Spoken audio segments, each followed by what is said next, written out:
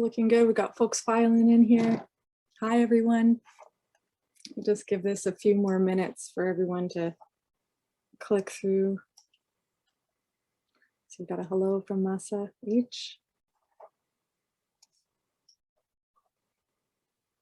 Got folks coming in from across Turtle Island, west to east, Canada.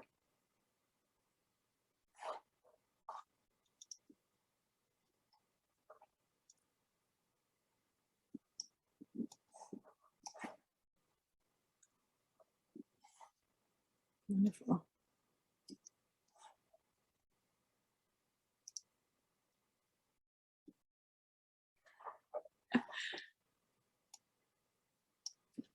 Oh yeah, looks like we've got a, aha, folks are putting in the chat how they're feeling today, where they're tuning in from. Kicking things off from Martina in Stittsville. Downtown Stittsville.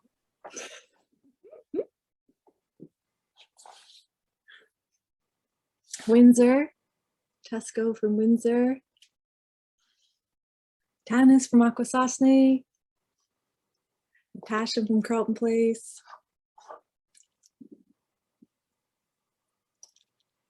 Got someone from Guelph here. Catherine. Ottawa.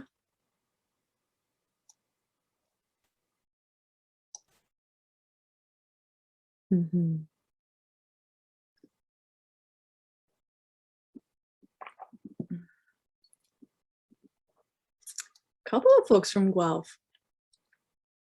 Great.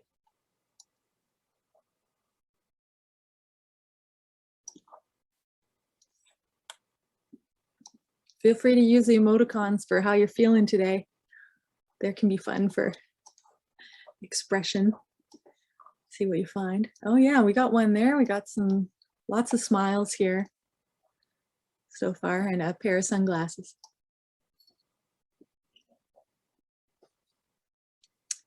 Some snoozes. Someone from Madawaska, Ontario. Bonjour from Thunder Bay. From Maya.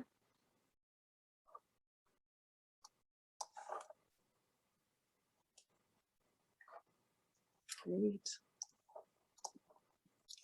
So welcome everyone for our second session, the We Baba Mose Mamiwi program. I'm so glad to have you here today for our second session.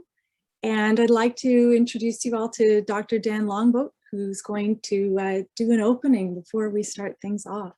So thank you so much, Dan. My pleasure. Thank you so much, Joanna.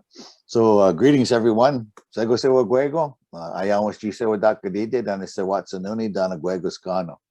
And I hope that you are all well and happy and at peace. So Roya Gewin ni young gets kanya gehaganyat got dodo waganyato honora ni wagita rodo. My name is Dan Longboat. So my Mohawk name is Arroyo Gaywan. It means he clears the sky, and I'm a Turtle Clan from Grand River Territory. So I'm really happy to be here with you tonight, share with you some ideas. So as we were originally instructed, we have to, as human beings, we have to express our gratitude and thanks to all of the things that work to sustain life. So on your behalf, let me do that for you now. So Kunjokwa siho don't see us, Nanigari Weston, Neohanda Gari Wadekwan. So this many of us gathered together, we extend our greetings to one another and to everyone in our families and our communities and to all the human beings around the world. We send greetings and thanks to all of them and hope that they are well and hope that they are healthy and happy and enjoying peace.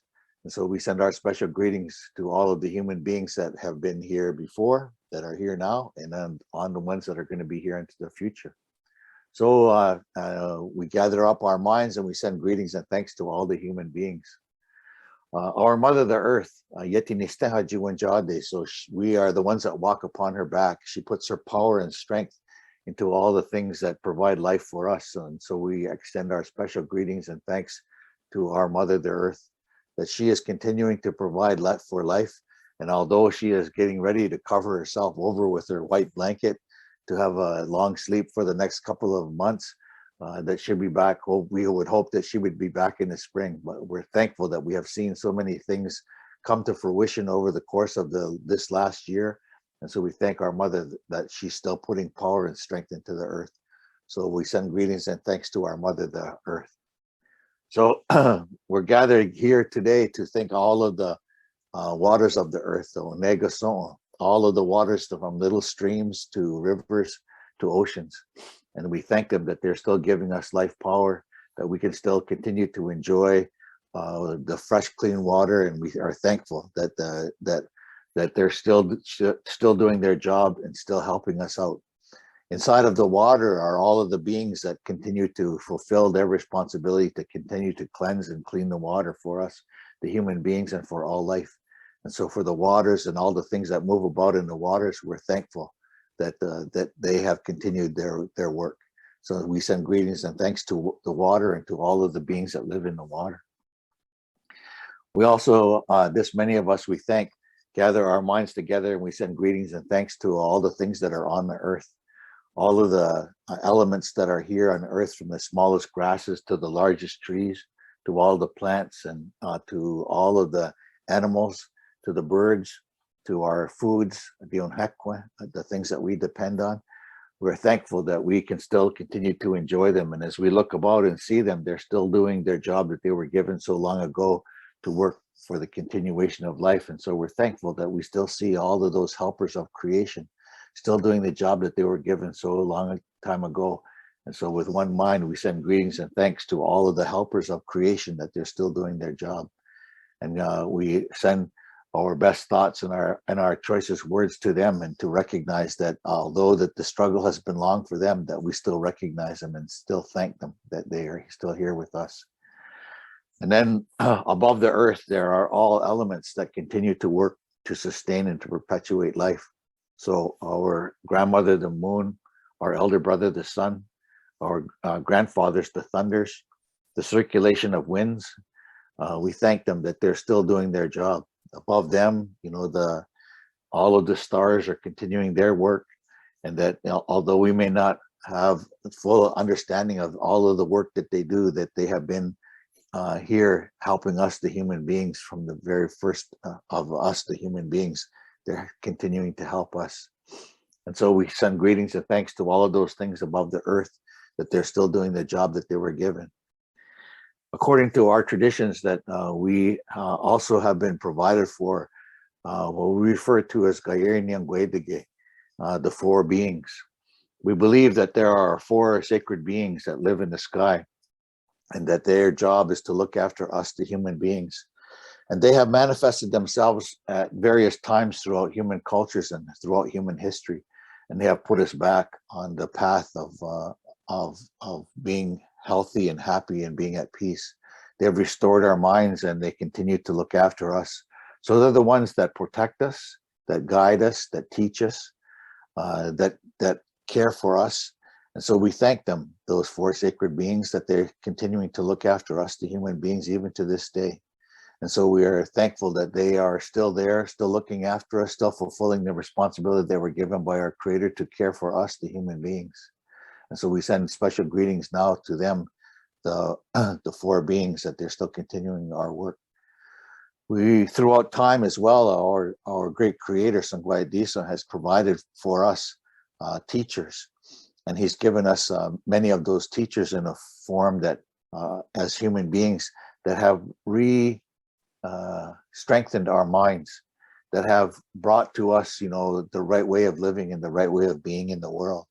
And so to us, then, one of our main teachers, Skanyat Dario, or Handsome Lake, we send special greetings to him, that he still has provided for us a way of being in the world. So we send greetings and thankful, and our gratitude to him, an expression of thanks.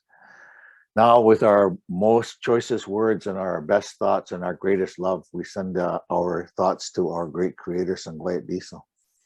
Sangwayat Diso, Sangwa, him to us.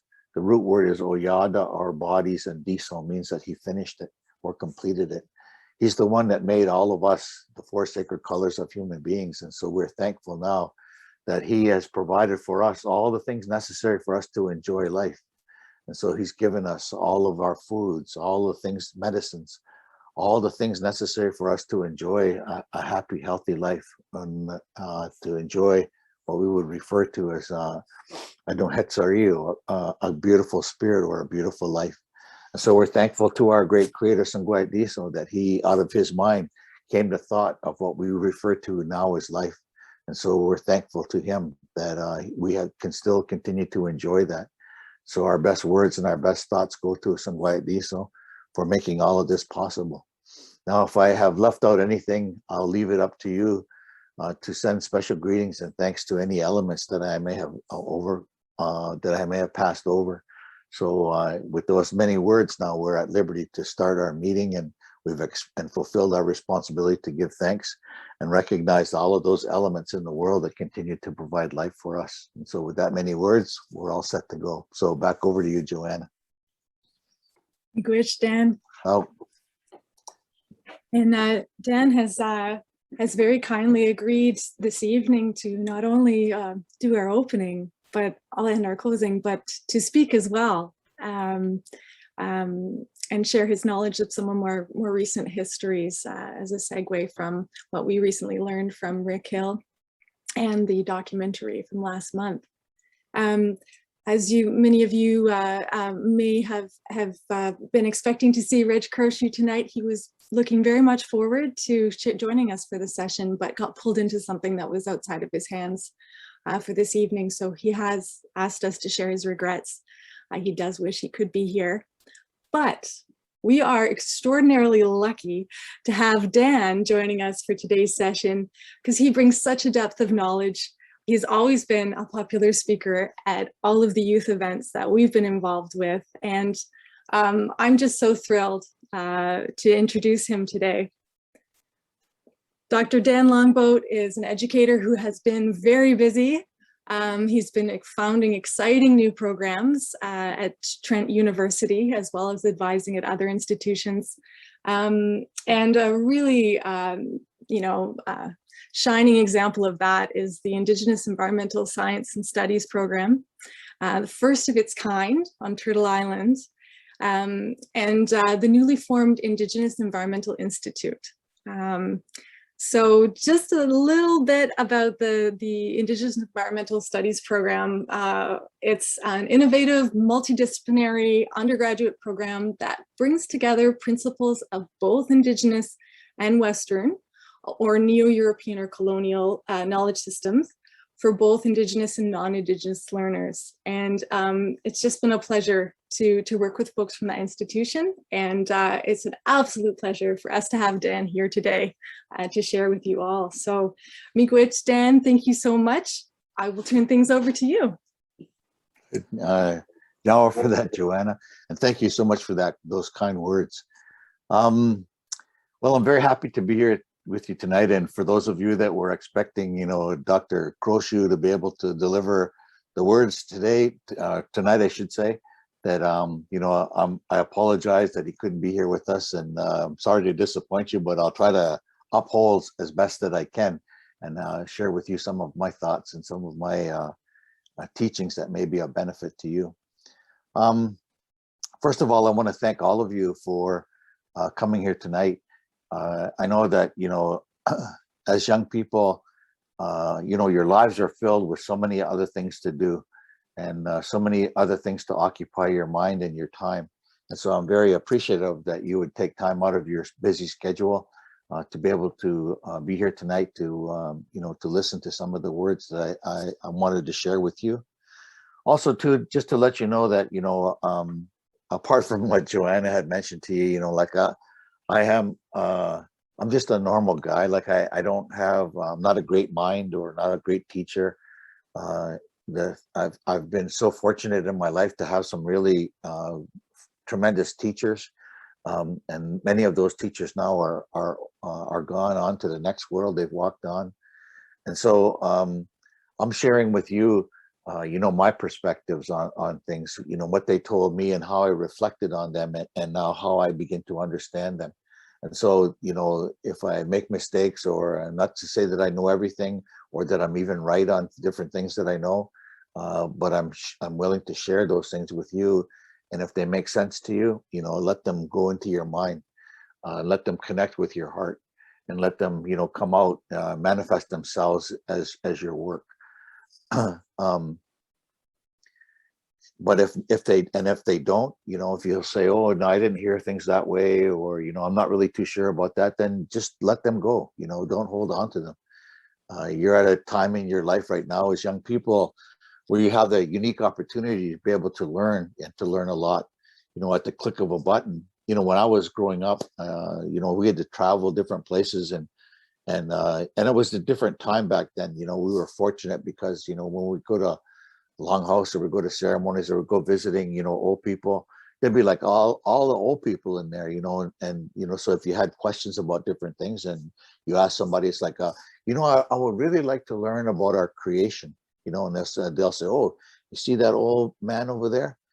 His name is so and so. You go over and talk with him, and he's the one that will tell you all about that. And then, you want to know about something else, yeah, I would really, really like to know about our clan system. It's like, see that old lady over there? Go over and talk with her. So you go over and introduce yourself and sit there and ask them, and maybe go and visit them at their house.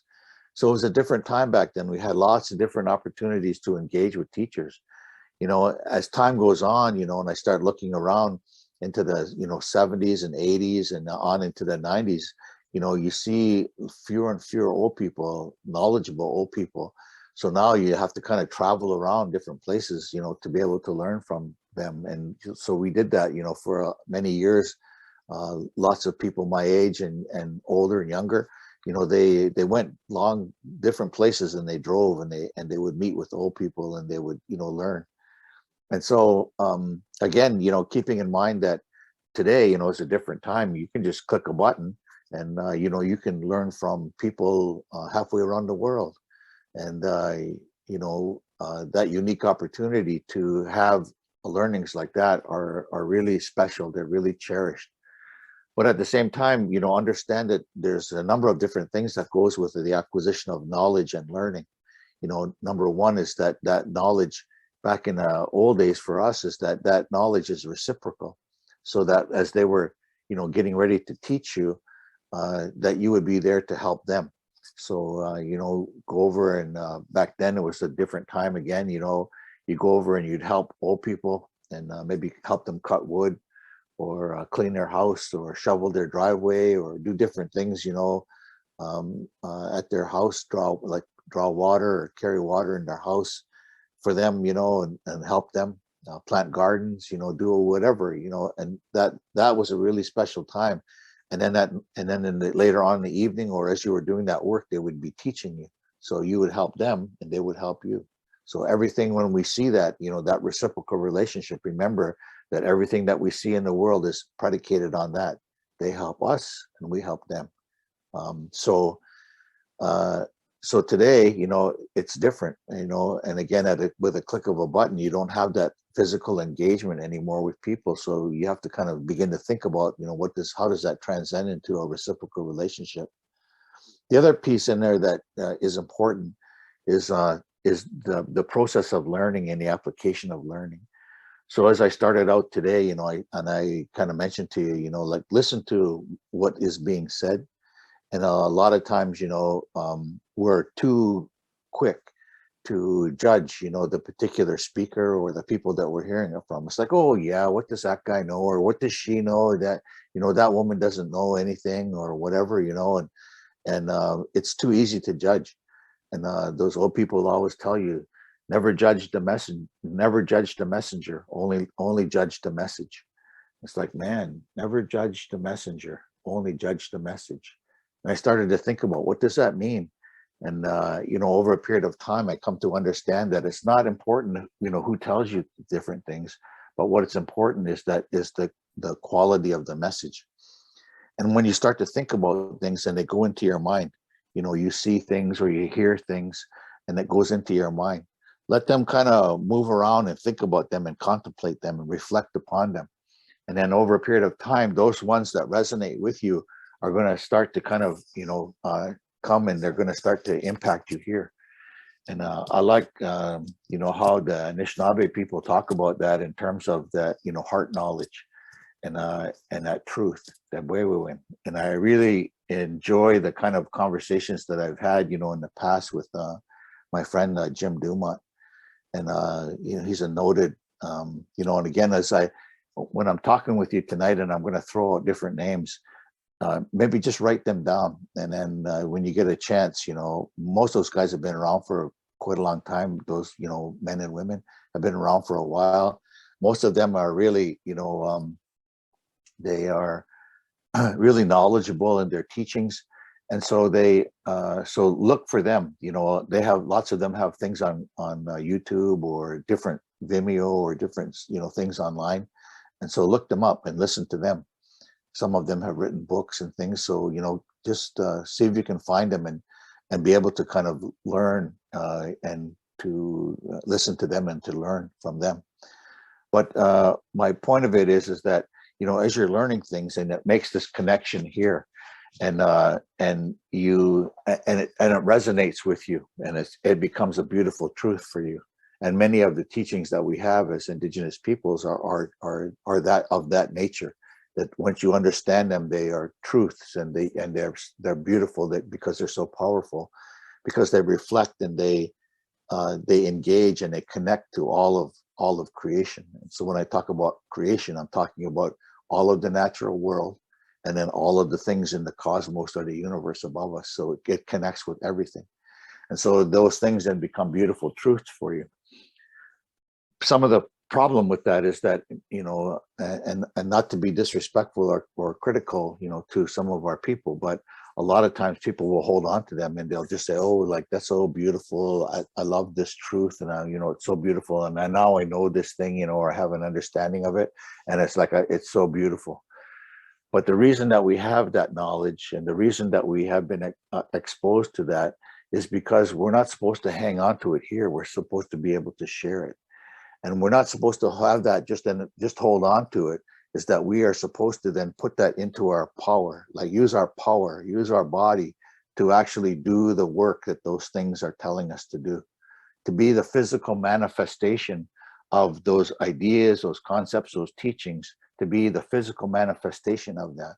So when they talk about respect, and they talk about love, and they talk about compassion, or they talk about empathy, they talk about being a fine, upright human being, or being a real human being, who we would refer to as Ongwe Hongwe. So Ongwe, meaning like our physical being, not our physical body. Our physical body is Oyada, but our physical being, Ongwe, and Hongwe is the real or the original one. And so what that means is the real human beings. That real human beings, according to the way that I understand it, is that that's not just about Mohawks, Senecas, Oneidas. It's about people, human beings that are still following and still living and still carrying on and fulfilling the responsibilities that they were given right back to the very beginning of time, still living their culture, still living and being practicing. So let's just say, we were fortunate enough to be in a place where maybe there was a delegation of people coming and visiting from, let's say, I don't know, Africa. And they came over, and they had their beautiful clothes on, and they spoke their beautiful languages, and they have, they still live in their villages, and still live a traditional way of life. They still, hunt for their food, or they still care for or raise their foods and their crops. So we would say, Satkatu ne ongwe hongwe. Look at the real human beings when they come walking in the room. And so that idea that we provide for the real human beings, that belongs to all of us. So if you want to be the real human being, begin to understand that, there's a responsibility to that knowledge. And that responsibility is to live that and to become the physical manifestation of those beautiful principles and values that are embedded within our teachings. And I think, tonight I'm going to share maybe a little bit with you about, some of the teachings that we have within our culture, within as the Haudenosaunee, and at the same time to understand, that these are unique to us as Haudenosaunee, and while they are unique to us, those principles and values are essentially the same values that Indigenous peoples the world over have and continue to live by in their connection to the places that they're living. And then so when we look at those values as and principles as indigenous principles and values, that's only one aspect of that. But really, when we talk about those are really human values. And so when we see in terms of modern society or contemporary conventional society that we see all around us today, many of those principles and values, as they're being human values, we have within our own unique cultures and our own backgrounds from all around the world, have lived at a period of time when we have all connected to place, when we've all connected to the spirit world, when we've all connected to creation. And so as cultures in many cultures have veered away from that and have lost that manifestation of that, those principles and values within conventional society are not always visible. So we hear little about respect or responsibility or reciprocity or relationships, relationality. We hear little about those things within a modern context, and we don't teach them. And so the idea, I think, behind some of the work is that we're working to re-enliven those values and principles that make us the real human beings again. And so all of us now are striving to touchstone those original teachings and those ideas, and to internalize them, and then to represent that as a physical manifestation of those, and to actually do the work that's necessary to repair the damage that we see all over the world over. The sad part about it, when you begin to look at, I guess the manifestation of what we see in the world today, and we see, the idea that that the power of human beings. And so understand again that, as human beings, we are the only being in all of creation, in all of the natural world, in all of the universe. We are the only being that has the capacity to have freedom of choice. So a deer can't stop doing deer things. A bear can't stop doing what bear does. A pine tree can't stop doing what a pine tree does. A frog can't stop doing what frogs do. Everything that we see in the world, even though that we may not have the capacity to fully understand them, every element that we see, they all work for the continuation of life. And so we as the human beings, we're the only one that has the capacity to choose whether we want to work for the continuation of life, or whether we want to work to destroy, to degrade, and to deter life. That's our choice. And so understand, and again, that's your choice. And again, understand that those choices then have consequences. Our actions have consequences. If you want to live, this way of destruction, of degradation, of deterring life, then you're going to you'll pay the price for that. And that price, in terms of what's waiting at the end of that road, if you decide that you're going to do it, is pain, hardship, and suffering. And that pain, hardship, and suffering is much of the things that we see when we turn on the news in the evenings, or turn on the news on TV. We see, all of these different things that are happening throughout the world that have been caused by, human beings' choice to be able to have power or manifestation, or power or the ability to have domination over nature, and the destruction that it has caused, the degradation to both environmental as well as human life.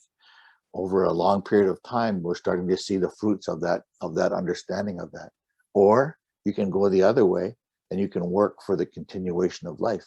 And in that process, then what we're going to see is health. We're going to see happiness. We'll see love. We'll see peace. We'll see all of those things that are there waiting for us if we decide that we're going to, embark on that road. But I'm going to tell you that this way might sound funny, but I'm going to tell you this way here is easy. It's all laid out. It's easy for us to follow that. This way over here, that is the one that works for life. That's a lot of hard work. That's a lot of hard work That's a lot of blood, sweat, and tears, but at the end of the day, the rewards are wonderful. And so when we work for life, we are then kind of connected to and working within the cycles of the natural world, all of the cycles of life. I really like the way, my great friend and teacher, the late Jake Swamp from Akwesasne, used to talk about that. And I think I think maybe where's my list over here? Oh, I think maybe Tanis will know of the late Jake Swamp, and that he was a great man. He was a great teacher, and he was such a beautiful being. And so Jake always used to talk about this idea. He says, think of all of the elements of the earth itself, the sun, the moon, the stars, the waters, the plants, the animals, the birds, all the things that exist in the world. He says, think of them as all elements, and think of all of those elements as members of one big family, and they're all working together to sustain and to perpetuate life. They're all working together to continue life. It's like, oh man, how beautiful that idea is. How beautiful a way forward can we think about that, and what does that mean to us? And so that premise then, in our understanding of that, that's kind of the original thinking of us as the human beings, and us in particular as Haudenosaunee, in the exemplification of our culture. So let me share with you, some of the teachings that are there that may be of kind of help to you to understand maybe a few things. You're fortunate last time, to have, a teaching by our great friend and brother, Rick Hill. So Rick is, as you know, he's very knowledgeable, but he's very entertaining. And I really enjoy listening to Rick, and he's just a real good guy, just lots of fun. But when you get him alone, like he can really talk. He really has so many great stories. So so Rick, in talking about wampum belts, I'm sure that he showed you this one here, and I just want to share this with you real quickly about these ideas, because there's a whole lot of teachings and things that go with that. But he may have talked to you about that belt. So that belt then represents what we refer to as the dish with one spoon. And so that dish with one spoon, the original thinking of that comes out of the time of the peacemaker. And so they have many names for the peacemaker, but we refer to him as the peacemaker, Roskanahawi. Sometimes they'll call him the role. So how our language as Haudenosaunee works, and many indigenous peoples, within North America, how our languages work is that our languages are polysynthetic. That's how they're referred to, as polysynthetic. So they start with a root word. You add something onto the front. I think that's the front when I do that, but hopefully that's what it is, and you're seeing on the screen. They add something onto the front, and they add something onto the back end of it, to the preface and this I don't know, front and back, preface and suffix. They add something onto that, and you end up with a long word, but you end up with basically like a complete thought. And so, when we're talking about our language, so when we talk about, the idea like Haudenosaunee as an example, when you hear that word, so that Haudenosaunee, Hodi is they, the men plural. The root word is gununsa, which means house or houseness, and oni means to make it or to build it or create it. So when you take that word apart, it means they who build a house. And what that refers to as the longhouse of one family. So at the time of the peacemaker, we were many warring nations towards one another, broken up into smaller families, all fighting with one another. So I would say the most violent scene that you can see within a modern context of wars and suffering, and human mutilation and human suffering and deprivation. That was just a mere image of of what our lives were way back then, before the coming of the peacemaker. It was terrible, dark times in our history. And so people had gone to that time period because they were driven by their own self-interest. So over a period of time, people became greedy with one, and they became greedy. They became motivated by self-interest. They became, kind of focused on themselves, and what we refer to is that they used their own mind. They used their own mind, which means that they became selfish towards everything else. So they started to fight with one another. Those fights turned into, killings and battles. Families were set on families, nations against nations. And over a period of time, and many generations later, people had no idea, what they were fighting about. And so it was a really dark time for us in our history. And so that's when our Creator took pity on us, and he sent down a messenger, and we refer to him as Roskanahawi. Ro, he, Skano is peace, and Hawi means that he's carrying it. So he carries the peace.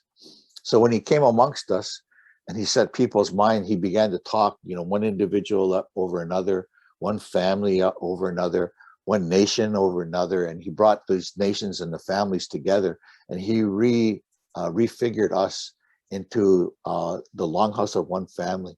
So now it was Mohawks, Oneidas, Onondagas, Cayugas, and Senecas, and then later on we adopted the Tuscaroras, which is the Sixth Nation. We refer to ourselves now as the Six Nations. So as the original Haudenosaunee in this longhouse of one family, our entire worldview then within that longhouse is predicated on familial relations. So we greet one another within clans as brothers and sisters, across clans and across nations as cousins. Our leaders, we refer to them as our uncles. To the clan mothers, we refer to them as aunties. So everything is familial, which is a microcosm of the larger context of how we see ourselves. The earth is our mother. All of the elements of creation or the natural world are brothers and sisters. The sun is our elder brother. The moon is our grandmother. The thunders that carry water are our grandfathers. And so we have many different elements in here, but everything is configured in a familial relationship because it's easy for us to understand. And as family, then, we're not supposed to fight with one another, that we're supposed to care for each other and to love one another. So this idea then, when we talk about this relationality, that's the kind of understanding that we have and connection to all of the natural world as being one big family. So when the late Jake Swamp talked about that, he brought that to life for me in being able to share that beautiful concept of how the earth worked. And then when we talk about the longhouse, we're talking about not just a physical building that our peoples once lived in so long time ago, and that we still have within our communities now as a central place for our meetings and for our ceremonies. The longhouse for us, metaphorically speaking, they talk about that the floor of the longhouse is the back of the Mother Earth, that the eastern door is the rising sun and the setting, and the western door is the setting sun, that the roof of the longhouse, the ceiling of the longhouse, is actually the bottom of the sky world. So when we talk about longhouse, then we're talking about the envelopment of all of the natural world, all of creation that we understand and our connection to that. And so to me, that it's a beautiful understanding of, our connection and our responsibility to that. And so that part, when we talk about that, when the peacemaker came, he came at a very dark time, and he rekindled, a way of being human again. And so what he did, with this dish with one spoon, is that they say that he sat down when we had all of the great peace all established, and he had all of the 50 chiefs, all of the original 5 nations, all represented by their families and their male leaders, by their sub-chiefs or their deputy chiefs, their helpers, and by all of the clan mothers, all the ones that were the head matrons of all of the families. They had them all lined up. And so what they did was, then all of those men, when they were sitting in one big circle, they asked the peacemaker, how is it that we should get along with one another? And he says, well, he says, how to get along with one another. He says, I'll show you. And so he got a big wooden bowl, and he says, and inside this wooden bowl, he put a beaver tail soup. So he put a soup in there, and then he didn't put a knife in there. But he only put a spoon in there, because he says, if I put a knife in there, you may inadvertently cut yourself or cut one another. And so that would create violence between the nations again. So he says, we'll take that out and we'll only put a spoon in, because the spoon you can feed yourself and you won't do harm to yourself or to one another, that you'll have, good thoughts towards each other. And so then he says, let this bowl represent the Mother Earth. And he says, and let this beaver tail soup represent all of the resources that are necessary to sustain us as human beings. Didn't say resources, but all the things necessary to sustain us as the human beings. So he says that will be represented by the food. She said, so when it comes to you, he says, take as much as you need to be able to fill yourself, but always have an eye on your fellow chiefs to make sure that they will have enough down to the last leader. And so that's what they did. They shared that with them, and it went all the way around. And so this idea of sharing then became the central premise of how our peoples got along within the Confederacy, within the Haudenosaunee.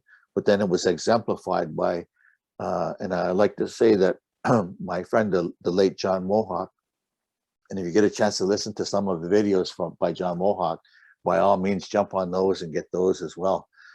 John Mohawk used to say that there was, oh man, I forget. I think he said 63 or 68, 63 different indigenous nations throughout Turtle Island, throughout North America, that were signatories to this belt, which meant, he says then, that it took away and created, it took away the freedom of fear, and it created for them a unique relationship, our great ancestors, a unique relationship about how to get along in the world and how to be in the world.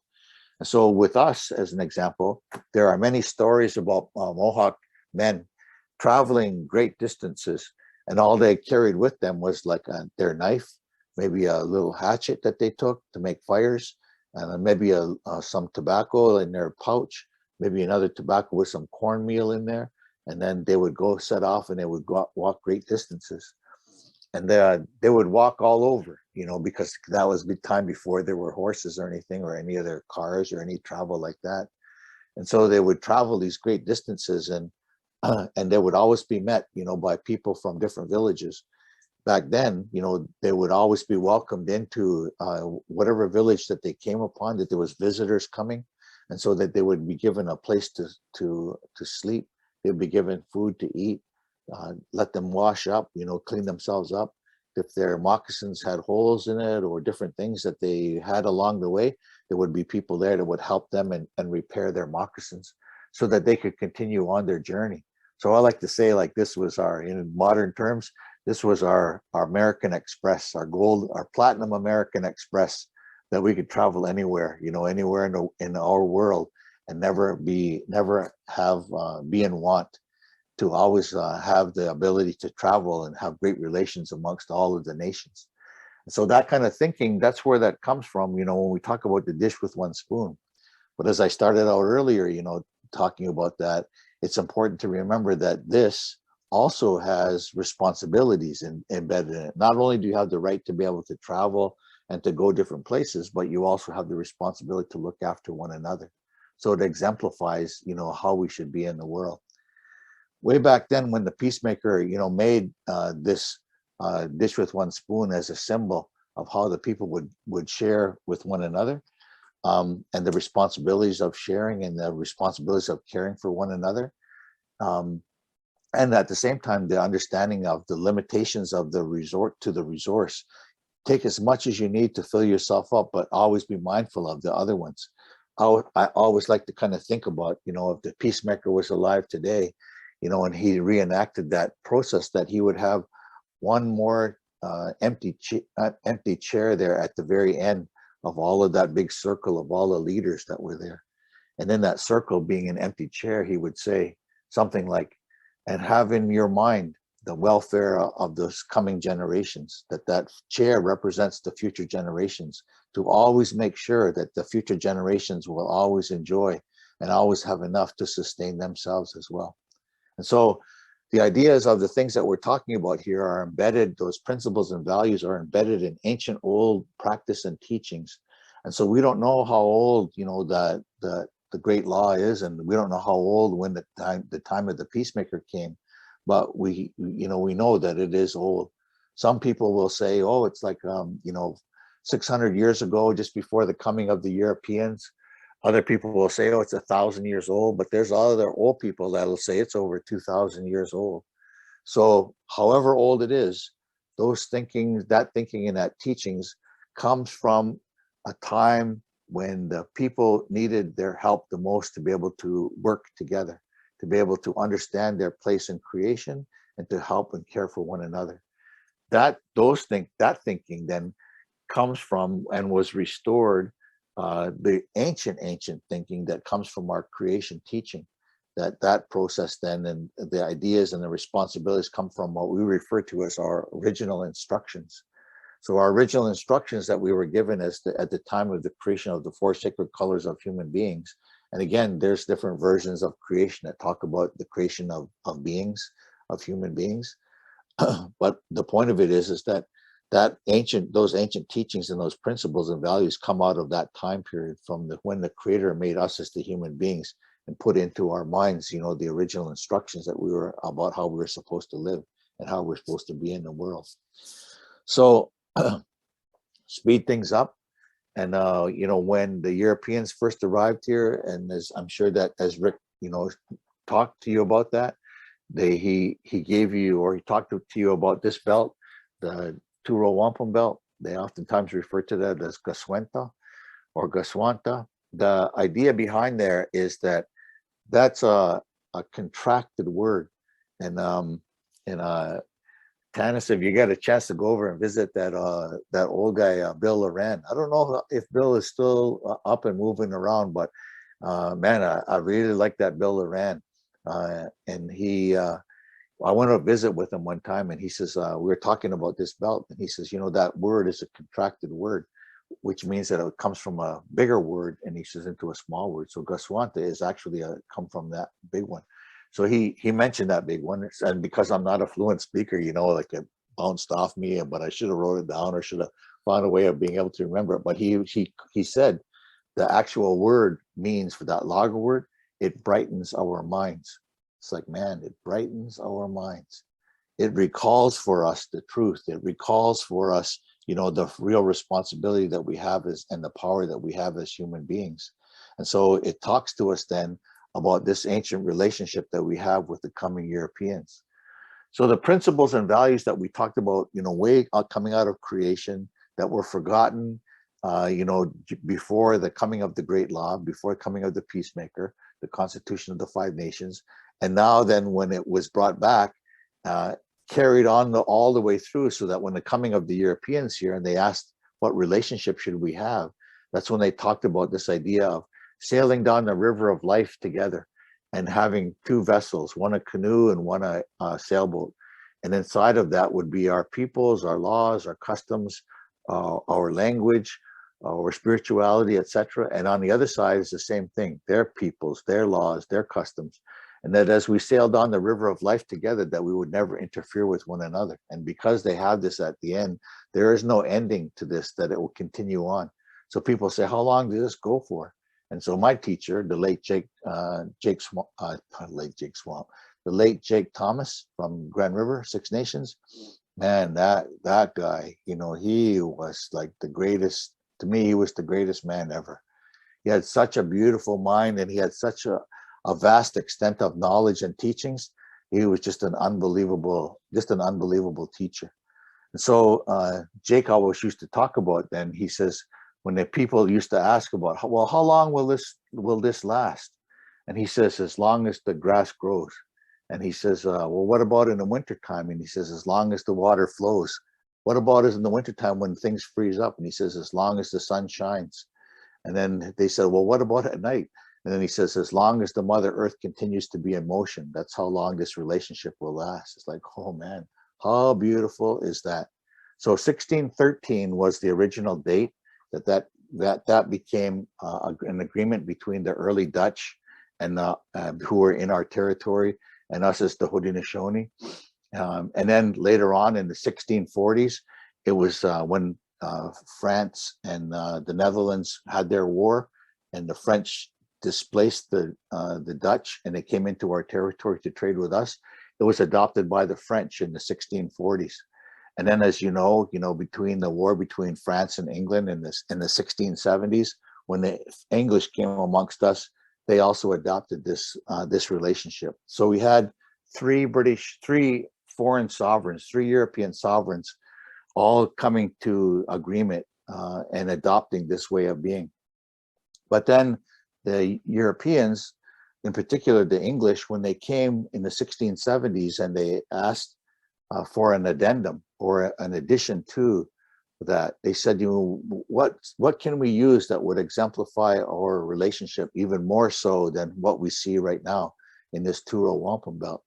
And so our ancestors thought, and they created this belt. And this belt they refer to as sometimes as the Friendship Treaty Belt, or sometimes they'll refer to it as the Silver Covenant Chain. And this belt represents a European on this side and an indigenous person on this side, as the Haudenosaunee, but it really represents indigenous peoples and the European power. So the idea behind it is that they hold on to this link of the silver chain. And so there's a whole teaching that goes along with all of these belts, that takes a couple hours to go through. I'll give you the highlights in it. This chain, just like this belt, has three distinct parts to it, where they refer to then as peace, power, as peace, friendship, and respect. That's how we will get along. Those will be the guiding principles of how we get along with one another. And when they exemplified this belt, they said that this belt and the Silver Covenant Chain, the silver chain that we use will never rust or never break, but it needs to be polished from time to time because it will tarnish. And so that brightening our minds, as Bill Loran talked about, it actually means then that we recite these ideas and we bring these belts forward and we remember them. So in the remembrance of them, we're actually repolishing the chain. And that chain has three links in it, the same as the other, of peace, friendship, and respect. And so that idea then of the relationship and the principles of how we get along have been, carried forward. So my teacher, the late Jake Thomas, he used to talk about that. You never just talk about one belt, that this is an addendum to these. And you always, he says, talk about both of these belts, because one is the physical manifestation of how our beings get along with one another, as the physical manifestation of our responsibility towards one another. So while they are holding on to this chain and they're separated by this chain, at the same time, their responsibility is to uphold it, is to never let go of that peace. And so that has been kind of like the driving force and the driving understanding of our people and our predicated on our ancient relationship with the first European nations. So 1670, speed things up. 1770, when the American states became independent and they formed the United States of America, they also accepted these treaties. They also became signatories to that. When in 1867, when Canada was formed and it out of the British sovereign, they also accepted that. So all, five European sovereigns, all five sovereign governments have all accepted this relationship of our that depicts our responsibility towards one another, and haven't really followed through with it, unfortunately, but at the same time have worked to sustain and to perpetuate that. So whenever our leaders most oftentimes meet with people in Ottawa or Washington, they'll take these two belts with them, and they will recite them and provide teachings for that to renew the minds of what our ancient relationship was from our great ancestors so long time ago. So my point is this on this one, and here's the valuable part that we can talk about in our teachings tonight, is that in our relationship here that's depicted as these two vessels traveling down the river of life, we know all too well right now that the river of life is in trouble. Is that we're seeing the loss of biodiversity, we're seeing the contamination of waters in every aspect of local waters, lakes, rivers, oceans, and they're suffering tremendously. But at the same time, the biodiversity, the river of life that is supported by that, it's animals, birds, trees, everything that we see, the air that we breathe, all these things now are in trouble and they're suffering. So now comes a unique opportunity for us to be able to work together, to share our knowledge, to be able to work for the continuation of life and to work to restore the balance and the integrity of the river of life again. Because if we don't do it, it's not up to future generations, because they'll be inheriting all of the problems and all of the being plagued with all of the issues that we've created over a long period of time by forgetting our ancient relationship. And now's the time now for all of us, and all hands on deck really right now, to be able to work for the continuation of life and to help to restore the river of life. And don't think of that as a river of life, as in the water of life. Think of that as all of the elements that are working and floating around us, all of those elements that work to sustain and to perpetuate life. And so then that thinking becomes very clear. And so I wanted to share that with you right now, to be able to, give you sort of the premise of the next part that we're going to talk about. But I'm always cognizant of the necessity of taking a break. Lots of information that we talked about tonight. So, and I'm always cognizant of the idea that sometimes people have told me, elders have told me, they always say, always be aware, he says that the mind can only absorb what the butt can endure. So now's the time that we can get up and move around and go grab yourself something to drink or something to enliven yourself again with. And we'll see you guys shortly. We'll see you probably, I don't know, Joanna, what do you say, 10 minutes? Sure, that sounds good. So at 10 after 8? Okay. Eastern Standard Time? All right, we can do that. Wonderful. All right, thank you, everyone. Go grab something and move around, move about. All right, see you shortly.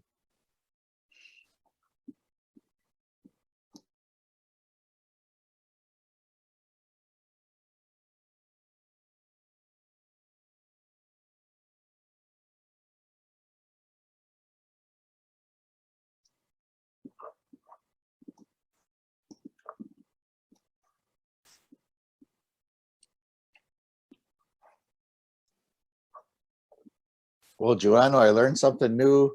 I learn something new every day. I'm always learning. I learned that the kettle, when you're making tea, that the kettle will boil a whole lot quicker once you plug it in. Oh.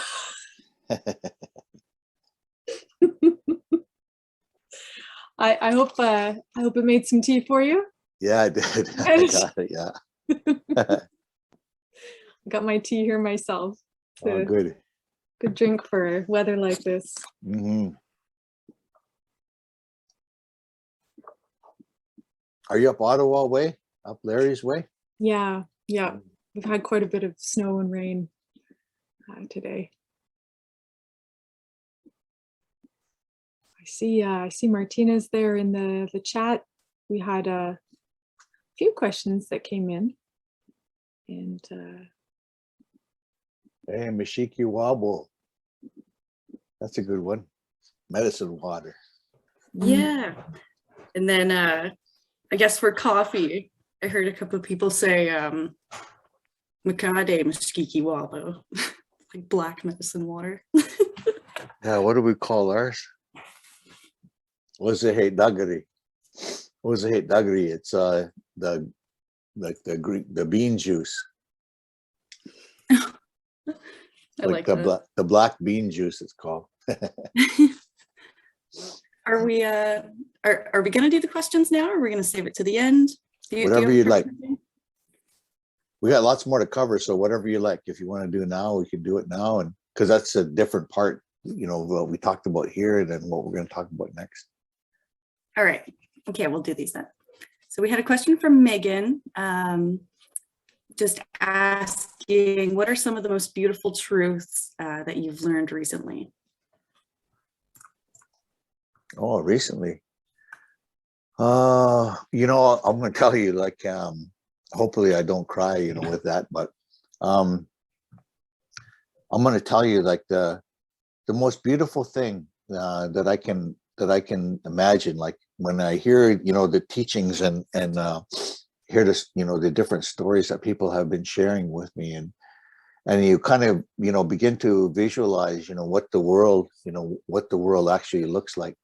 And so when I was young, you know, my mother, and I was very fortunate because my mom, you know, my mom and I were very close. My mom was like she was my best friend, and and you know, she lived till she was 95.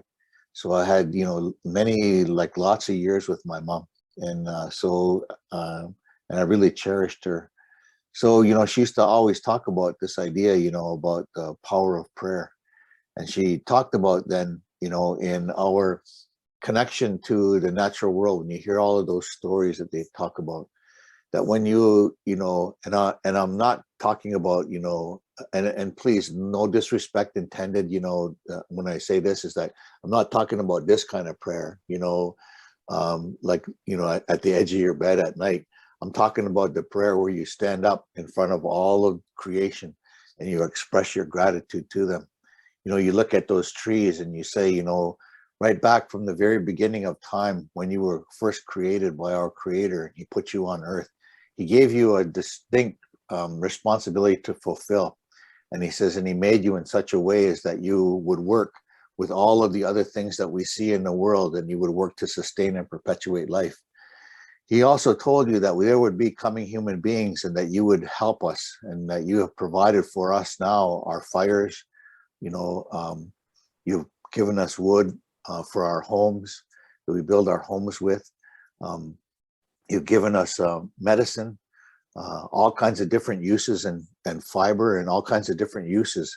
And you fulfilled the responsibility that you were given to work for the continuation of life and to help us, the human beings. And so now I'm the human being that is acknowledging you and to thank you that you're still here with us, still fulfilling the responsibility that you were given so long time ago. And so I'm giving you thanks, and I'm honoring you right now. And I'm asking you if you would continue to be here for future generations, that they could continue to enjoy the great beauty and the things that you provided to work for the continuation of life. And you do that to all of the elements when you're outside in the natural world, starting with the earth, the grasses that you see, the plants that you see, the trees, and then you see birds and animals, and you thank each one of them as well. You look above you, you see the clouds in the sky, and you see the sun. You see them, you think of the moon, you see the thunders, or think of the thunders. You see the circulation of winds and what they have continued to do. So all of these elements that we see have come, you know, have come to work to sustain and perpetuate life. And we, as the human beings, according to our original instructions, is that one of our main instructions is to be thankful, is to show our expression of gratitude. And so when we talk to them and we tell them about how much we appreciate them and how much we're thankful for them, from the very beginning of time to right now and on into the future until time is no more, we're utilizing an indigenous mind.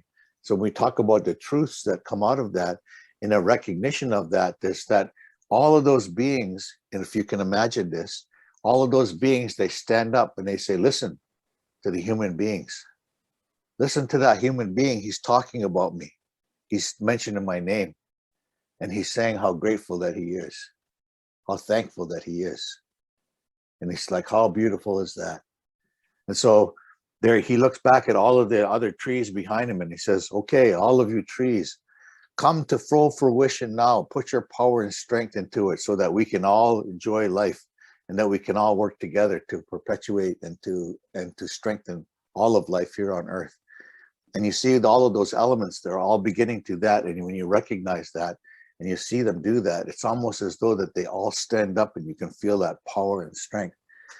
And at the other end of it, when you're doing your work, recognize that when you ask for that help, though, all of those ones are the ones that stand up behind you and are the ones that help you in carrying that message or doing that work that you're doing, or doing the research or doing the learning or doing the practice that you're doing.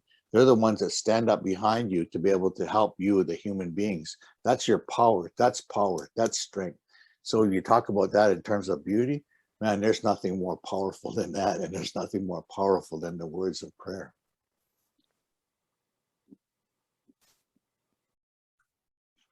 Jimmy Gwitch for that, Dan. Help. Tesco asked a question. How did we keep track of these agreements other than wampum belts? I'm assuming treaties and other agreements and formal agreements. How did the information retain itself, although it has come down so many generations, like a very big game of telephone? Oh yeah, you know, that's Tesco. That's a really awesome question, and they may refer to that game as a game of telephone, and I'm sure that many of you have played that game. You know, where one person kind of mentions to the other, and then it comes around again, and by the time it gets to the end, it's completely different from when it started out. That's not how Indigenous knowledge, and that's not how the oral tradition works. And so our understanding of that is that when you are at a time when you can you know, learn and begin to understand the knowledge that comes to you, and that's part of the responsibility that you have when you learn, is that part of that responsibility is not only to learn it but to share it. And so that process then, and the process of sharing, demands that you maintain the integrity of the knowledge that you have been entrusted to carry. And so that proof of that then is not, you know, in whispering it to others. It's in what we're doing here tonight.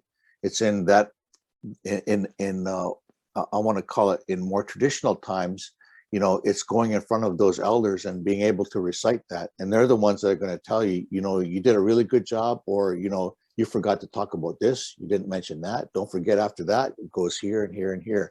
And so they're helping you as you're beginning to learn.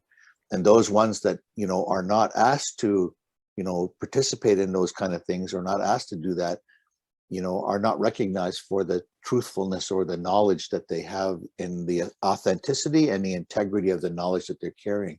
So it demands then community, it demands the manifestation of that, it demands the I want to call it performance, but, you know, the playing out of that, the recitation of that, and being able to be in a position where you can share those kind of things and providing the truth. And they're the ones that will tell you, you know, you got that wrong, or, you know, here, you forgot about this, and they'll add to that. But I'm going to tell you, you know, that the real power, and this may help some of you, you know, that are taking on, you know, leadership positions in the sharing of knowledge and you know, the expressions of particular ideas and concepts that you might want to share with others. That there are two things on it. Is number one is that when you're going to do something, you ask for help. And so when I started out and I did those words in our opening to express our collectively on our behalf to all of creation, I mentioned those four beings.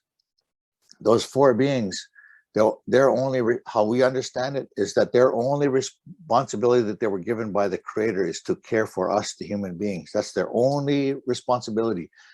Why? Because the Creator loves us as the human beings so much that He put into place those four beings to continually look after us. And so from the very first step and the very first breath of the human beings, they were there. Until then, they will continue to be there until the very last step and the very last breath of the last human beings. They will continue to be there to care for us. But, and listen to this, is a big but, is that that they'll only do that if we ask them. It's like your parents, you know. I'm not sure, you know, how old everybody is here, but, you know, I'll share with you from my experience. You know, like when I was a young guy, my mom, you know, would always be there with me, and like she'd always tell me, like, you know, clean up your room, wash your face, you know, change your shirt, you know, look after this. And so she would think nothing of telling me what to do. And so she didn't tell me what to do to be punitive to me. She told me what to do because she was teaching me. And so she taught me how to look after myself and how to care for myself and how to do certain things and how to accept responsibility. So she was doing that all the way along. But then I got to be a certain age, and when my mother, when I went away to university, as an example of that, when I came back, during the break and at the end of first year, at the end of that first academic year, I came back and my mother was a completely different woman, like a different mother. And she says, I would say, okay, Mom, I'm going to go out with my friends tonight, what time should I come back in? When I was younger, she'd say like, okay, if you're going to go out with your friends, then you make sure you're back here by 10 o'clock. Now, my mother was always famous in being able to say, she'd say this, that doesn't mean, she'd look at me and she goes, that doesn't mean that you leave there at 10 o'clock. That means you're back at home here at 10 o'clock. So anyway, she'd say 10 o'clock. So I'd say, okay. So then when, and I come back from university, I said, Mom, I'm going out with my friends. What time should I be back? And she says, whenever you come back. And I said, do I have to be back at a certain time? She says, I raised you to know when you should be home and when you shouldn't be. She said, so you come back when you feel it's necessary. It's like, okay. So, didn't tell me what to do anymore. And so didn't tell me, to clean up my room, or didn't tell me all these other things. She's like, I told you before, and about that, I taught you that. She says, and now I expect that you will continue to do that. It's like, oh, okay. So it's like our parents, they're not going to tell us what to do. And they don't do that because they don't care about us. They do that because they love us. And they love us so much that they put all that effort and time into us to make sure that we understood about how to look after ourselves and how to care for ourselves. And most importantly, how to have self-restraint and what do they call it? Self-discipline. And at the same time, that we would make up our own minds. We would make our own decisions, because why? They don't want to tell us what to do. They've given us all the things necessary that we need to be able to make those proper decisions. And now it's up to us. And so that kind of thinking and what she was able to provide there, like our mothers, is the same way that those four beings are. They care for us, the human beings, so much that they're not going to tell us what to do. They're not going to come to us and say, hey, do this and do that. It's only when we ask for help and we ask them that they would come and be able to help us. And so that's my message to you tonight, is that, is the understanding that there are all of creation, and in particular, those four beings in our culture, that we ask them for help. And again, revitalize the indigenous mind, go right back to the very beginning, go throughout time, right to where the present is, and then go into the future, and then connect that dot all through that whole process. That's a revitalization of what I call the revitalization of the indigenous mind. We recall the origins, we recall the time in the history, we recall the present day and the necessity of engaging with these, and we call that again for the future. And so here's what I tell them. So like tonight, and like in every time, many of you, maybe, I'm not sure if many of you know me at all, but when I go different places and they'll say, can you talk about this, or come here and do this? You'll never see me carry papers in there. And I never talk about stuff from notes. When I was young, I used to, have to do different things in school or different speeches, and I would bring in papers and I write everything down. And I would start reading these things, and I'd be reading away and kind of talking at the same time. And it's just like, and I would get my words mixed up, and, it just didn't, it wasn't there. There was no power and strength in that. And so my teacher, the late Jake Thomas, he said to me, one time when I was, he asked me if I would teach his class, and I, that's another long story, but I said, I'm not a teacher. I don't want to do it. Like, I'm not going to do it. Like and he says, you got to do it. He says, they're counting on you to do it. And he says, here's what you do. He says, you go to a quiet place, and I'm going to tell you all of this because you can also do this, because you're no different than I am. And so those words that he told me then, ring true for me, and they'll ring true for you. He says to me, go to a quiet place before you're going to go in, wherever you're going to go in. And he says, and and call out to those four beings. And he says, take tobacco with you. That's your offering to them. You're helping them, and because they're helping you, this is a way of thanking them. And so he says, offer them tobacco.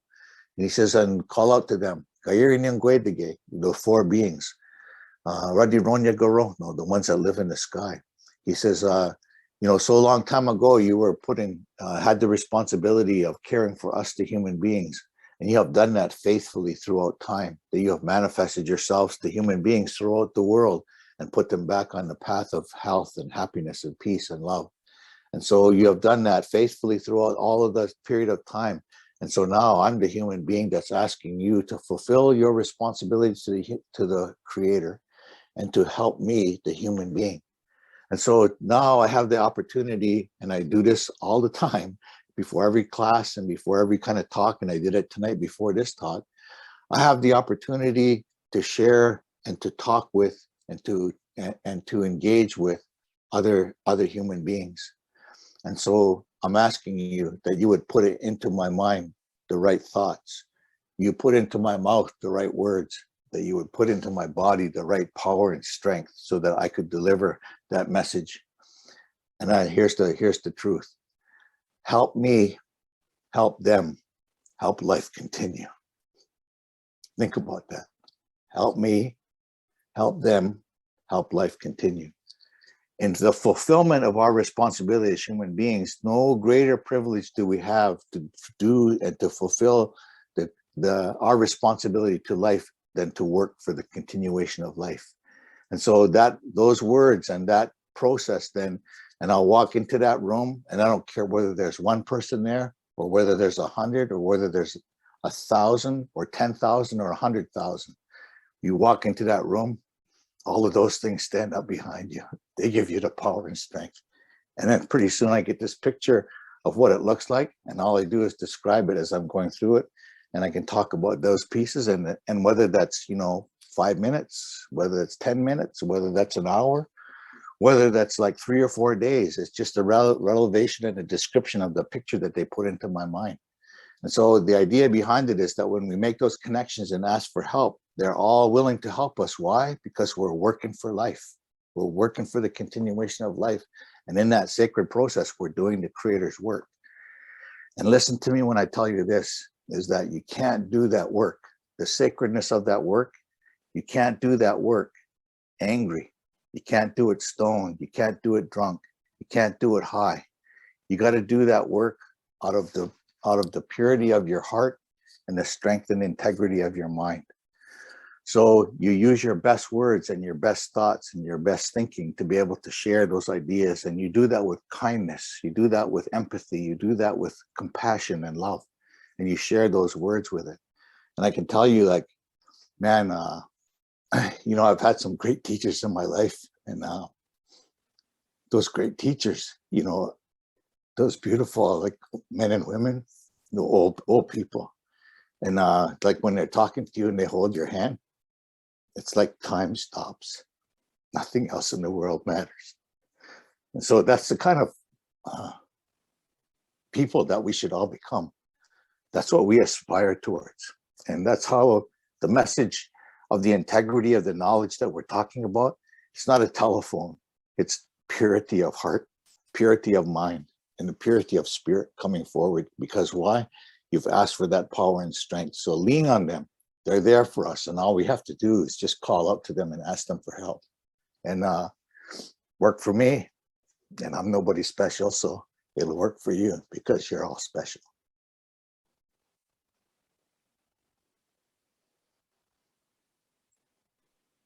Jimmy question. That was beautiful. That was the only question that we had left there. So it's all for you to take it away now. And again, everyone feel free to jump in. Okay, good. All right, lots more to talk about, so let's run down that road. So, before we get to, the topic at hand tonight, when we talk about, the different environmental pieces that you're grappling with now, or that all of us are, like the Canadian Constitution, UNDRIP, the TRC and the calls to action, the Earth Summits, etc. When we talk about those things, we have to kind of, start out with the premise and start to talk about, the nature, because again, we don't fully understand, how these things work.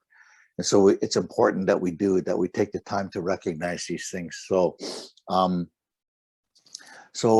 when we talk about Indigenous knowledge and we, begin to look at kind of like the origins of Indigenous knowledge, within our traditions, again, as the Haudenosaunee, we go back to our creation teaching. And so our creation teaching, there's a whole lot of, to go through creation and the origins and the creation of the world, and the unfolding of creation to where we are today, and then to the end of time and the prophecies that are embedded in it. To go through all of those things, it usually takes about 3 days to be able to actually recite that. That's not any questions and question period or anything like that. It's just a recitation of the actual teaching.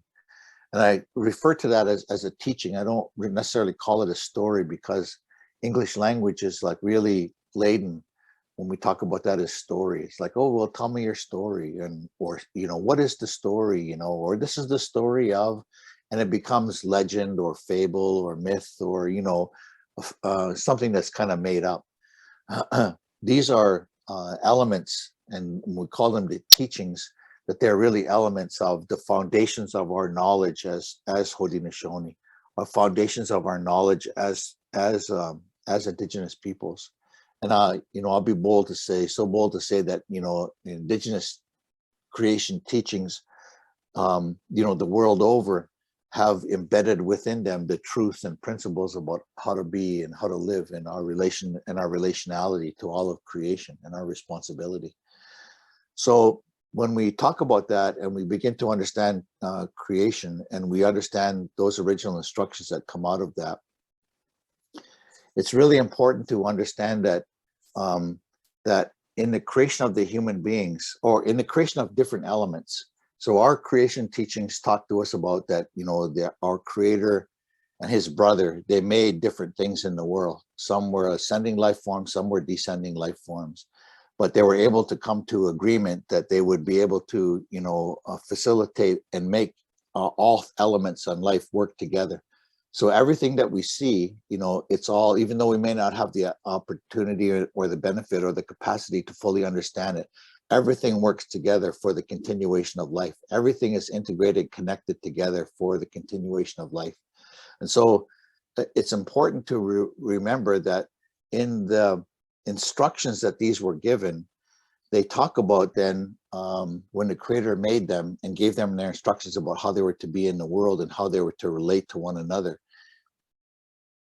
He said that they will be coming human beings, and it's going to be your responsibility to care for them and to teach them about how to live in the world. And so all of the elements then that we see, trees, plants, birds, animals, all the things, the earth, the waters, everything that we see, they have this innate responsibility and a connection to us in helping us, the human beings. And so when we were made, then, in the different stories of creation talk about the creation of the human beings. Again, to go in through that, that's a long story. But the idea behind it is that they talk about that he made from certain elements of the earth 4 sacred colors of human beings: red, white, black, and yellow. And he made men and women together. And so in all of these 4 sacred colors of human beings, and oftentimes that's depicted, you'll see that in the medicine wheel teachings of the Anishinaabeg and the Lakotas and those Plains people. You'll see that exemplified there. But within our creation teachings, they talk about the 4 sacred colors of human beings. And so the unique part of that is that in the creation of the human beings, he didn't give to us, an instruction booklet or a CD-ROM or a computer or a library that told us about how to live. He told us when we were made, he gave us our original instructions, the same ways that he gave, these things within nature, the elements within nature, but slightly different than them. He says to us, love one another. Like, we have a whole lot of them, but the 3 that I'll focus on are primarily love one another. learn how to live within the cycles and balances of the natural world, and let nature be your teacher. And the third one was to be thankful for all of those things that work to sustain and perpetuate life. Be thankful. And so that second one then became the nature of what Indigenous knowledge is today. And so that idea that we talk about within Indigenous knowledge is that when our people needed food, when our people became hungry, or when our people had sickness and disease, they went to the natural world and they called out to them and they asked them for help. And through the oral tradition, they talk about then that it was those beings that manifested themselves, and they came to us either as the manifestation of those beings, and the physical manifestation of it told us about how to be, or they came to us in dreams and visions and different ways to be able to share that knowledge of us with us, to be able to help us to learn how to live within the natural world. But again, as I started out earlier this evening, talking about this reciprocal relationship, they help us, but our responsibility now is to help them. And way back then, it was always the same. So they said, this is, let's say sickness and disease. This is the medicine that you will need to cure that you will use parts of this plant, parts of that plant, parts of this, parts of that. And they told us about how to make that and how to use that. And that's where the information came to us, our great ancestors so long time ago, in the treating of sickness and diseases, food, many different things the same way. All of our life is predicated on that. But when they gave us that, then they said, and this is the protocol that you will use to engage us.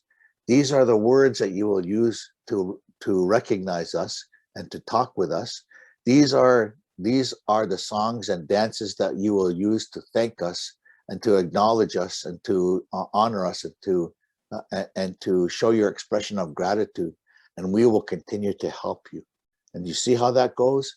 It is a continuation. So when we talk about that in terms of Indigenous traditions and Indigenous ways of life and Indigenous ceremonies, we do those things not just for our families or for our communities or our nations. We do that so that all life will continue, that all those trees and those plants will always continue to be here, that those animals will always continue to be here, that those fish will always continue to be here. So it's that continuum and responsibility as in traditional Indigenous peoples that those elders and those medicine people and our leaders continue to manifest in our ceremonies and our traditional ways of life that are so critically important to the continuation of all life. And so when you ask, as an example, an Indigenous person, I don't care from where, Africa, India, South America, you ask them, what happens when you lose your language? And they'll say, then we lose our ceremonies. Well, what happens when you lose your ceremonies? Then they'll say, the world will end. Does that mean their world? Or does that mean the world? Let's err on the side of caution and think of it as the entire world. And so the idea behind it is that Indigenous peoples the world over are working for the continuation of life. And that's why it's so important that we recognize and honor that knowledge, and at the same time that we learn from it those principles and values about how to be and how to live in the world. And so let me speed that up. So in the recognition of that, so there's a number of different things to tackle, and that they wanted me to kind of tackle and share with you, and I'll share with you kind of like my limited understanding of a lot of those pieces. And so I'll kind of preface that. The idea then, when we talk about like the recognition of the Constitution, so in 1982, I think it's 82, that they brought the Constitution home from England. And so we created, for lack of a better word, the Canadian Constitution. And so the recognition and an addendum or a critical recognition within that Constitution Act is the recognition of Aboriginal and treaty rights. And so that became then constituted into the actual Constitution itself, part of the actual Constitution itself, which is the highest law of the land. The definition of what that actually means and the recognition of Aboriginal and treaty rights is a continual battle that we're doing through courts and through various negotiations that are continuing to go on to help define what that actually means. And so, again, no disrespect intended, but Canada, the British, the early sovereigns, the American sovereign, the Canadian sovereign, those sovereigns have not come to this understanding and the recognition of that through being good-hearted and through their, through their best care and consideration for us as Indigenous peoples. They've kind of almost come there kicking and screaming because we took them to courts and we were able to have our rights recognized through that process, to recognize that as the law. So it became part of that process. So they have been continually forced to, and they will continue to force, as we move forward. From that day on, the recognition of Aboriginal treaty rights as part of the highest laws of the land. So here's the point. Those things continue to exist and they will continue to be defined as we move through. But on the other end of it, in the early coming to light of, way back in the late 60s, the early 70s, when, I'm sure that many of you will recognize Rachel Carson's, inaugural work of Silent Spring, when she recognized the impacts of contaminants and toxins on biodiversity, on biological life. And it started and spurred the entire sort of environmental movement into the 70s. And it started to kind of manifest itself, and people became more aware of it as time went on. And then into the 80s, into the 90s, when, it was kind of like economy or environment, it kind of economy started to take the leading role of it. So many of the existing laws that were put in place and recognized that came out of the 70s and 80s were kind of, I like to say that almost all of the environmental protection that was embedded within the laws at that time were pretty well gutted. So today, from the 90s to 2000 to 2010 and 20s, we have the environmental laws that we have on the books right now. I like to call them almost like a toothless watchdog. You have a watchdog there. His job is to guard the house, but he doesn't have any teeth. So, if he bites you, like, so what? He's just going to gum you, make a lot of noise, but that's about it.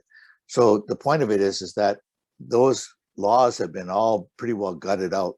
So enlightened environmental organizations like ENGOs, environmental non-government organizations, have begun to work with Indigenous peoples and have been, working in partnership with many Indigenous communities. And it took a long time to come to that realization as well, that utilizing the laws and the structures and the power that Indigenous and Aboriginal treaty rights still maintain in terms of its environmental protection is one of the kind of the founding processes about how to protect land. So when we see Indigenous peoples at the forefront of, a mining, forestry, oil and gas, some type of environmental extraction or development, a resource development piece, in protest to that, they're doing that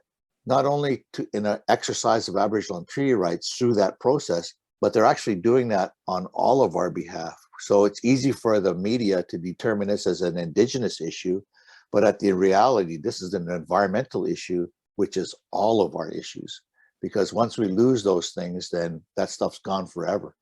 So when you look at the tar sands and begin to understand the impact of that, when you look at the Ring of Fire in Northern Ontario, and you're going to see, what the eventual outcome of that will be if that goes ahead, that's, that's the last kind of environmental, let's call it natural landscapes that we still have left in Ontario. Once that's gone forever. So my point of it is that this recognition of the Constitution Act and the understanding of that and the recognition of Aboriginal and treaty rights is an essential part to the work that we're doing as part of this environmental movement. Here's the key behind it now. So the more that you understand and know about those, and the more you understand about Indigenous cultures and Indigenous principles and values, the greater capacity that you have now to be able to have a positive impact on being able to protect and to strengthen and to, let's call it, sustain natural processes, you know, whether that's water, air, land, biological life, whatever it is that's your forte, whatever is your passion, or all of it. The point of it is, the more you learn about that, the greater capacity you have to be able to bring that to the forefront. The key behind that is that within a larger context, you know, it comes out of the Constitution. It comes out of those early treaties and out of those early agreements. It comes out of the recognition of Aboriginal and treaty rights. It comes out of the Constitution as the highest law of the land. So it becomes the right thing to do, because Canada sees itself as, you know, this great patron of the environment and, you know, social well-being and, you know, multiculturalism and all the rest of the stuff that they oftentimes talk about. And hopefully I'm not being too facetious on this, but the point of it is that as good as they see themselves are, they don't do anything until they're actually made to. But they see themselves as this neoliberal kind of context, and a recognition of Aboriginal and treaty rights, protection of the environment, etc., becomes the what would you call it? A good thing to do. So this becomes, you know, so when we start thinking about that, this is the right thing to do because it's law. This is a good thing to do because we are all good people and we want to get along with one another and the environment. But at the other end of it, it's really the smart thing to do. And what I mean by that is that in whatever aspect that you're going to be, you know, working in for your career or wherever you're going to be, and let's say, you know, you're working for a company or, you know, an agency or a ministry or a community, wherever you're going to be working and putting your work, your life power into, that the recognition of those rights then becomes the smart thing to do, because they can help facilitate and to start to work and start to create change in a positive aspect of it.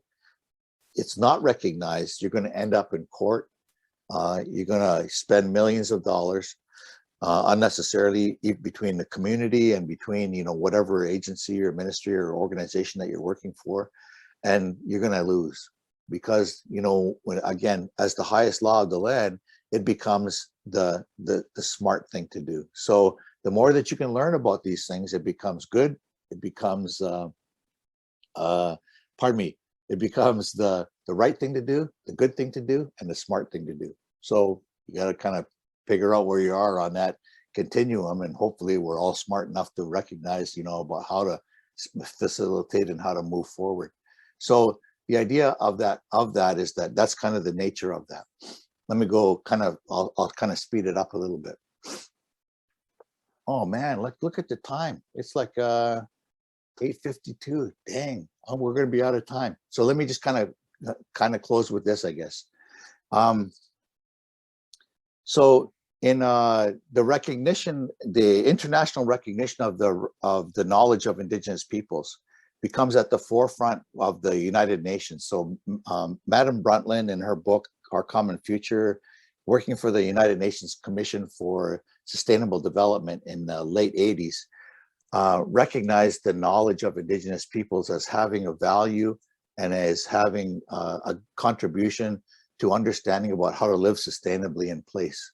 And so that early recognition, and I'm paraphrasing that, there's a bunch more in there, that early recognition became adopted and moved into other United Nations declarations, like the biodiversity conventions and the Rio Summit, and conversely, various conventions afterwards. But it was at a high level, and it hasn't begun to trickle down, or didn't begin to trickle down until really around the 2010 and on, that it actually became real. And so this process that we're talking about here, in a recognition of those things, as we begin that process of moving forward, the more that you can inform yourself about the right context for that, the right knowledge that's embedded within that, the right way to be in the world, so much more capacity that you will have to engage and to support positive change. And so that process is critically important to moving this sort of this agenda forward, and it will continue to be as we, continue to advance not only the environmental agenda, but the Indigenous agenda, because those two things are tied together. When you advance those two things together, you create a momentum that really, in my estimation, it can't be stopped.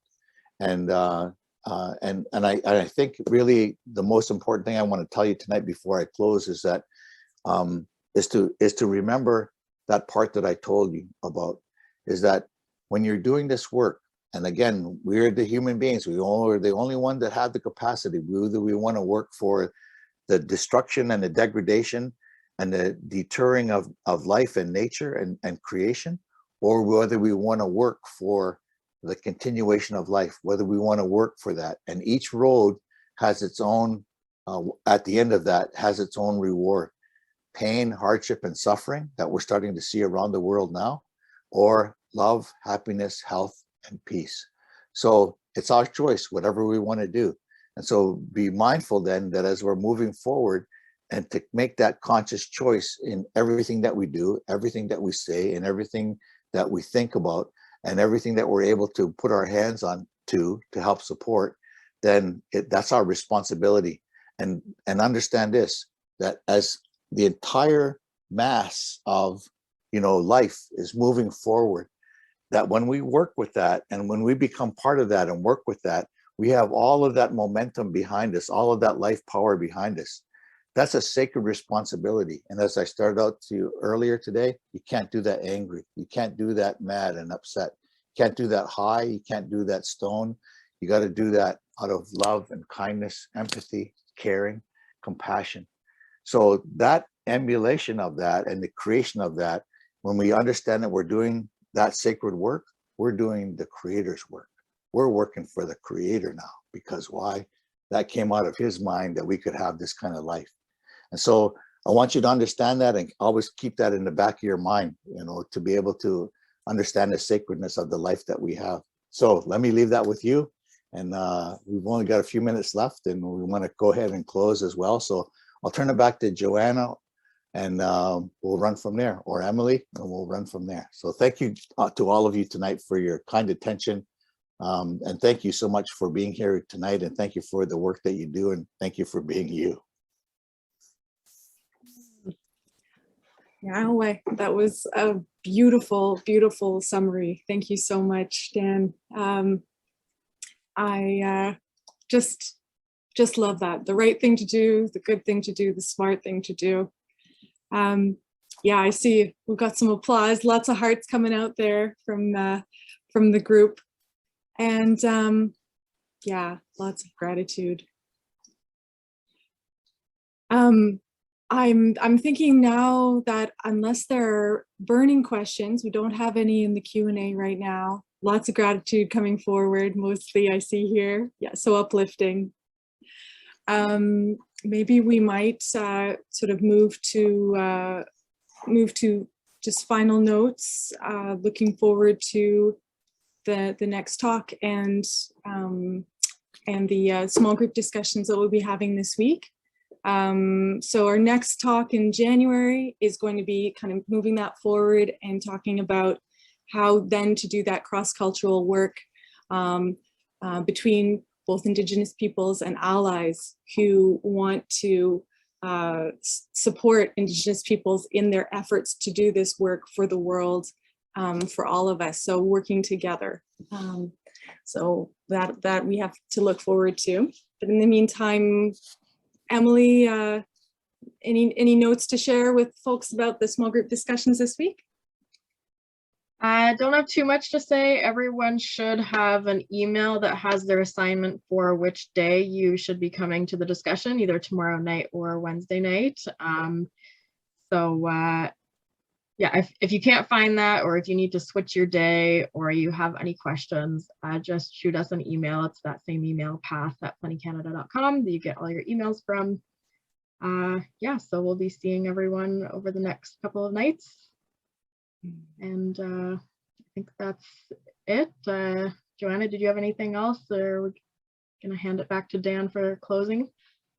Yeah, I think that's all. I think we'll hand that over, and Dan, if you can't see in the chat, we can also email you some of these lovely notes that are coming forward from the group. All right. Well, thank you for that. And again, thank you to all of you for, spending this time with us. And thank you for listening to me over this last little while. And thank you for your kindness. And again, thank you so much for the kind words as well. It's my pleasure to be, to be here with you. And, I always, those old people shared with me, that out of their loving kindness for me. And I'm sharing that with you, and out of my love for you and the recognition of the work that all of you are doing as young people and the capacity that you have. And at the same time, the great future that you're able to create for yourself and for, for your family, for your community, but really for all of creation, and in your care and concern for that, or else you wouldn't be here. So I really want to thank all of you for that. So let me, end our night this evening, and I'll wrap everything up for us in terms of the fulfillment of our responsibility, to give thanks. So as we were taught so long time ago, that our responsibility as human beings, that whenever we gather together, that our first thought and our last thought is to express our gratitude and thanks to all of those things that work to sustain and perpetuate life. And so now we have, at this special time that we're closing our meeting, we fulfill that responsibility, and we send greetings and thanks to one another, that we're still moving about and we're still enjoying this life. We think of the ones that have been here past, and we think of the ones that are still yet to come, and we share our love and compassion with them, and we recognize them and send greetings to all of them. That we all continue to walk on top of the back of our mother, the earth, that she continues to sustain us and to provide life for us. And so we're thankful for that. And so that as she's getting ready to cover herself up for her long sleep now, we send our best thoughts and our best greetings to our mother, and the recognition of all the things that she's provided for us right from the very beginning of us as the human beings. And she will continue to do that until the very last human being and the last breath. And so we recognize them, and we're thankful that our mother, the earth, is still continuing to care for us. Now, all the things that are on the earth, all of the helpers of creation, the birds, the animals, the trees, the water, all the things that move about, the two-legged, the four-legged, the many-legged, the winged ones, the finned ones, everything that exists in the world, we send greetings and thanks to them, and recognize that they are still continuing to fulfill the responsibility that they have been given to work for the continuation of life. And even though that they are in difficult times right now, we send our thoughts and our power and strength to them, to thank them that they're still here. And we pledge to them that we will continue to work for them and continue to strengthen them and find places for them and to care for them. And so we send greetings and thanks to all of the helpers of creation, that they're still doing their work that they were given so long time ago. Above us, there are many different things that in play that are continuing to work for life and for the continuation of life. Our elder brother, the sun, our grandmother, the moon, the circulation of winds, all of the stars above us that are still fulfilling the responsibility that they were given. We thank them that they're still following the instructions that they were provided for so long ago, and they are all working for the continuation of life. And so we're thankful, and we send greetings and thanks to them in recognition of the work that they have been given. Above them, we also thank and recognize the four beings that look after us, the human beings. And so from the very earliest times until the very end of the human beings, they have fulfilled the responsibility of caring for us, of protecting us, of teaching us and guiding us. And so in that process, then they have fulfilled a responsibility, and we're asking that they would continue to do that for each and every one of us here tonight, and that they would continue to be here until the very end of the human beings, whenever that may be, that they would continue to care for us and look after us, the human beings. We have been given many teachers that have provided, wisdom for us. We are throughout our respective cultures, and so we stop and we send our special greetings to them, that they have provided for us, and that they have given us that knowledge that we could continue to live a good life, that we could continue to have health and happiness. And so we send our greetings to those special teachers that we have all been provided for. Above that is our great creator on the other side of the sky. And so we thank him, Sangwayat Diso, And we use our choicest words and our best thoughts and our greatest love in expression of gratitude to him, because out of his mind came all of these things that we have in this process of life that we carry, and that we extend greetings and thanks to him, our great creator. And so now is the time when we're finished our meeting, and it's as though that we have, when we began, we rekindled a fire. And so now is the time that we take that earth and we cover over our fire. But before we do, some out of the discussion that we had tonight, there's a little ember, a little spark of something that's burning. Take that ember and carefully wrap that up and take that back to your family, take that back to your friends, and rekindle that and make a fire and tell them what you have learned and tell them what you have thought about since you've heard these words. And so right now, then, you take those embers back to your friends and your family, back to your community, and for the rest of us, that we cover up that fire. And those embers will continue to glow until the next time that all of us as the human beings come back and we relight that sacred fire, so that we can feel the fire and feel that life and that warmth, and all be happy in the glow that has provided for us and the knowledge that we have been given. And so we cover up that fire until the next time that we all come together. And so with that many words, now we've fulfilled our responsibility to give thanks. We've covered up our fire, and now we are at liberty to go back to our own lives and do that in a safe and caring way. And so with that many words, we're all done. So Yawa, ona eta nagahonage taito.